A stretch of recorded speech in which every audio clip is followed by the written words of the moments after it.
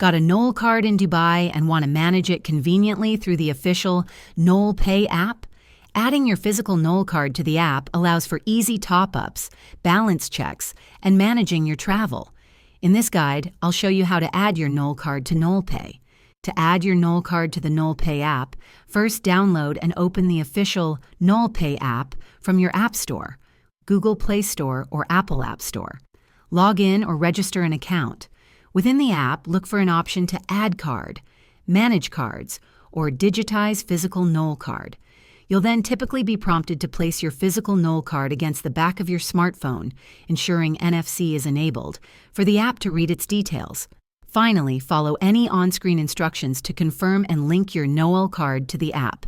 Once added, you'll be able to view its balance, top up funds, and potentially even digitize it for use in mobile wallets like Apple Pay or Google Pay, directly from within the Knoll Pay app.